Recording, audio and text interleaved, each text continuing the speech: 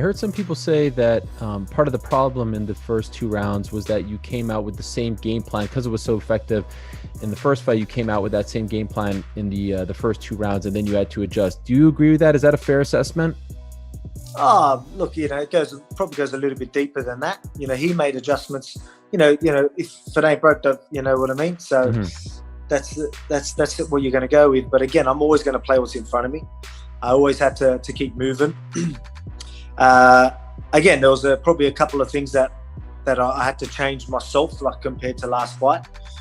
But again, he made adjustments and it was working for him. So I knew I had to change. I knew I had to do more. We sort of seen what he was doing with checking the leg kicks and obviously reacting to my legs. So I had to, again, without getting into too much detail, I had to, throw kicks or let him think of the kicks and then follow up and then use footwork and make him adjust that way. And it was just little things like that. And it ended up working for me. So, we ended up making him, made it harder for him to throw his kicks and throw his knees and, crowd him a little bit while he was moving, while he was checking.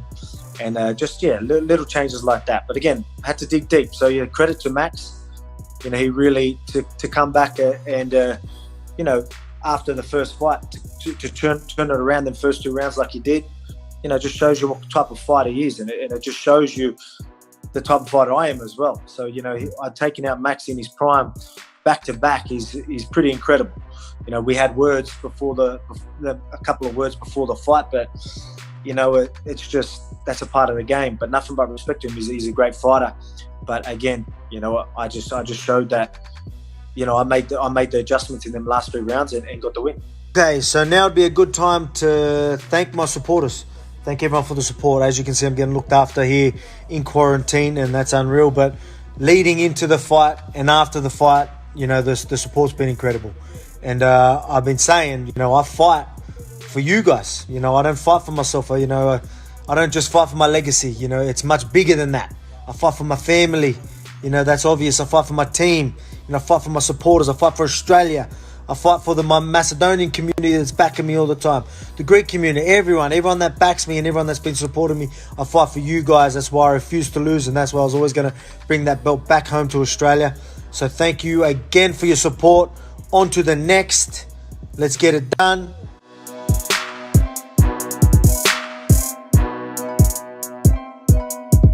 I believe Aldo is more dangerous opponent than Sterling.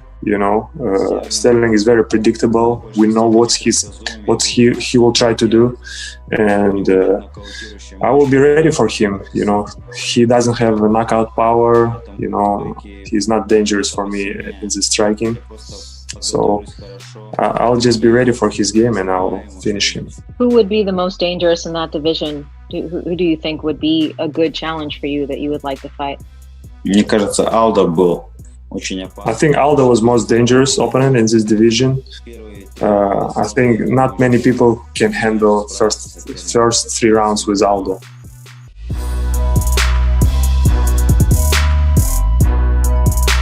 I hope you guys are stoked for my fight next week. Second fight on the main card at the UFC Apex. Rematch with Bobby Green. If you guys haven't seen the first fight yet, you need to go check it out. It's absolutely stellar. Anyway, I just got my last hard workout in here in the Cardboard Dojo. Those are my mats. Getting in this work wherever I can, whenever I can. I can't wait to put on a performance for you guys next weekend. Put on a show. You guys are gonna love it. Groovy out.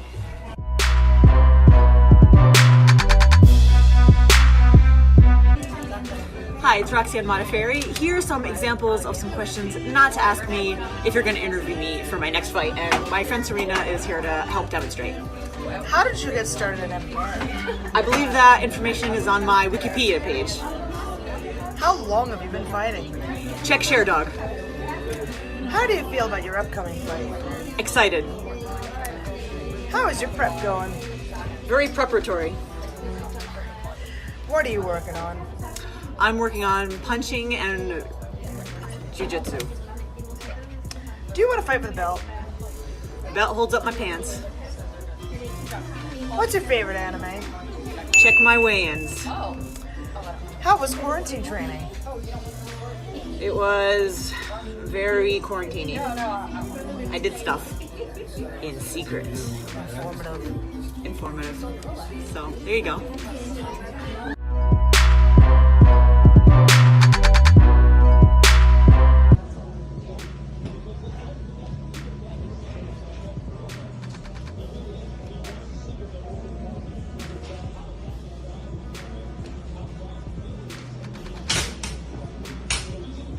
Ooh.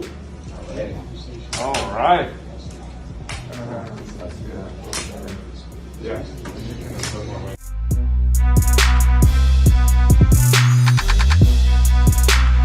So where do you go from here? You know, because like you said, it's a loss, but I think it's a lot different than the last ones, as you said. I mean, I don't think anybody lost respect for you or thought that you, oh my gosh, there's questions. So what do you see as next for yourself? I don't know. There's a few fights there. If Rob doesn't get a title shot, I'd love to go to New Zealand or something and fight Rob again. You know what? I really enjoyed the fight with him. I was 5th for 5 rounds. And that's all thanks to my coach Colin and my team and my family and you know, my close friends. And Colin gets me ready for every fight, and I was ready for this fight. And you know, I just maybe I lacked a few things that we worked on in the gym, and it's a little bit disappointing.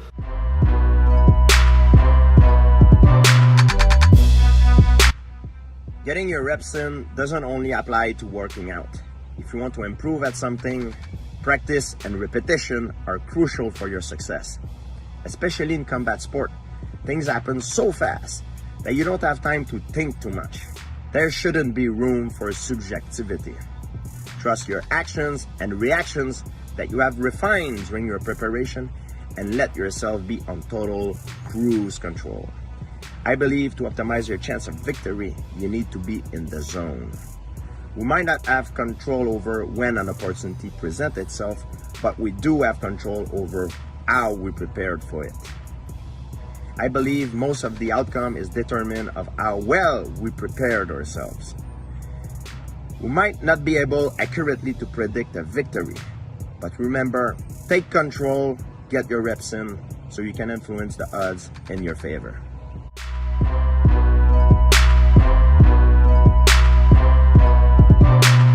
I wanted to ask you kind of a two-part question. Like, have you gotten out of MMA what you've wanted as far as like, if you never fought again, are you satisfied with what you've done? I mean, obviously you've been a multiple world champion.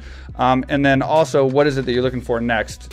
Obviously you haven't retired or anything. So what is it and who is it that you're looking to fight or go next? Yeah, for me, man, like, I think once I'm like not having fun doing this, or it's not like when I wake up and I feel like, man, I don't want to go to the gym, that's when I'm going to be done. Like, I'm not going to force myself past that point. I've had some tough fights. You know, I always fight the best option. You know, like you know how the UFC works. You know, they give you this guy, this guy, this guy. I've always fought the best option. Even when I went to 170, I fought Wonder Boy. I think he was like number 3 in the world. So like, I take the risk on the guys I'm fighting. But them are the fights that make me feel alive. Them are the fights that make me go to the gym and study and think about how to beat this guy. It's more than just, you know, a physical thing. It's like a mental training thing. So like, once I started getting into the mental aspect of fighting, like it just changed my whole aspect of training. You know, like now I'm not trying to like go win these fights. I'm not sparring to like have a war with Sergio. I'm like, yo, if I do this and this and this, it exposes this. And like them are the games I'm playing. So I'm in a whole different world, man. Like where I'm training at now. So now I just got to get this to match in my performances. You know, Cowboy was the first step. You know, but like I said, I'm fighting tough guys. You know, I'm fighting the guys that are the best in the world. And you know, if you have one flaw or one mistake, you lose. And that's where I've been. I would get a win, I get a loss. I get a win, I get a loss. So I'm a little frustrated in that aspect of it. Do I feel like I got everything out of MMA? I've been blessed, man. Like mixed martial arts given me such a great life.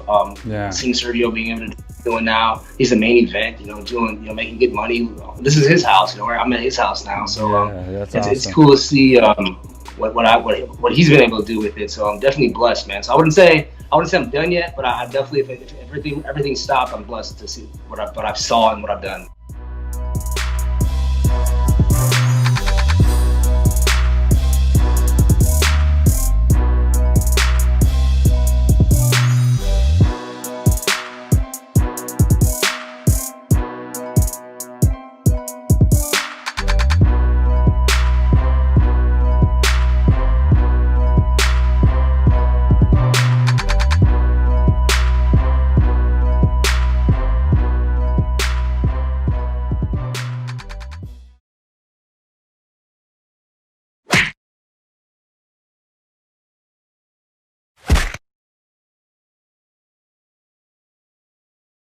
No, he can talk whatever he want. He gonna talk, I know. I'm come here for smash this guy. I don't wanna talk. Mate. Smash I me. don't wanna. Smash me. I can smash you say send location. Here it is, right here in front of you. I'm right in front of you. Let's wrestle, kid. Let's wrestle. Let's wrestle. Let's wrestle. 6 October. Let's wrestle. Let's wrestle. Oh shit! Here we go again. It was my plan, smash the guy and take the money, go home and smash somebody like I did today. I'm gonna smash him and everybody gonna talk about me. Take some opponents and smash him. You're taking everything I work for, mother. I'm gonna fight your